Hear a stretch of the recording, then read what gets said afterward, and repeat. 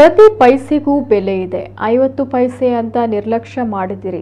ಈ ರೀತಿ ನಿರ್ಲಕ್ಷ್ಯ ಮಾಡಿ ಗ್ರಾಹಕನಿಗೆ ಕೊಡದೇ ಇದ್ದಿದ್ದರ ಫಲವಾಗಿ ಈಗ ಅಂಚೆ ಕಚೇರಿಗೆ ಬರೋಬ್ಬರಿ 15,000 ರೂಪಾಯಿ ದಂಡ ವಿಧಿಸಿದ ಘಟನೆ ಚೆನ್ನೈನಲ್ಲಿ ನಡೆದಿದೆ.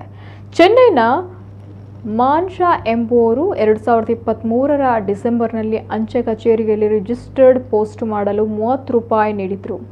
ಅದಕ್ಕೆ ನಿಗದಿತ ಶುಲ್ಕ 29.50 ರೂಪಾಯಿ ಆಗಿತ್ತು. ಬಾಕಿ 50 ಪೈಸೆ ಕೊಡಲು ಸಿಬ್ಬಂದಿ ಒಪ್ಪಿಲ್ಲ. ನಮ್ಮ ಕಂಪ್ಯೂಟರ್ ವ್ಯವಸ್ಥೆಯಲ್ಲಿ ಮೊತ್ತ ರೌಂಡ್ ಆಫ್ ಆಗಿದ್ದು 30 ರೂಪಾಯಿಯನ್ನೇ ತೋರಿಸ್ತಾ ಇದೆ, ಅಷ್ಟನ್ನೇ ಪಾವತಿ ಮಾಡಿ ಅಂತ ಹೇಳಿದ್ರು. ಅದಕ್ಕೆ ಒಪ್ಪದ ಮಾನ್ಶಾ ಅವರು UPI ಮೂಲಕ ನಿಗದಿತ ಶುಲ್ಕ ಪಾವತಿ ಮಾಡ್ತೇನೆ ಅಂದರೂ ಕೂಡ ಸಿಬ್ಬಂದಿ ಒಪ್ಪಿರಲಿಲ್ಲ. ಈ ಬಗ್ಗೆ ಮಾನ್ಶಾ ಅವರು ಅಂಚೆ ಕಚೇರಿ ವಿರುದ್ಧ ಚೆನ್ನೈ ಜಿಲ್ಲಾ ಗ್ರಾಹಕ ವೇದಿಕೆಗೆ ದೂರನ್ನ ನೀಡಿ ಪ್ರತಿದಿನ ರೌಂಡ್ ಆಫ್ ಮಾಡೋದ್ರಿಂದ ಬೃಹತ್ ಮೊತ್ತ ಸಂಗ್ರಹಿಸಿದಂತಾಗುತ್ತೆ, ಇದು ಕಪ್ಪು ಹಣಕ್ಕೆ ಪ್ರೋತ್ಸಾಹ ನೀಡಿದಂತಾಗುತ್ತೆ ಮತ್ತು ಸರ್ಕಾರಕ್ಕೆ ಬರುವ GST ನಷ್ಟವಾಗುತ್ತೆ ಅಂತ ವಾದಿಸಿದ್ರು. ಅದರ ವಿಚಾರಣೆ ನಡೆಸಿದ ವೇದಿಕೆ ಅಂಚೆ ಇಲಾಖೆಗೆ 15,000 ರೂಪಾಯಿ ದಂಡ ವಿಧಿಸಿ ಆದೇಶಿಸಿದೆ.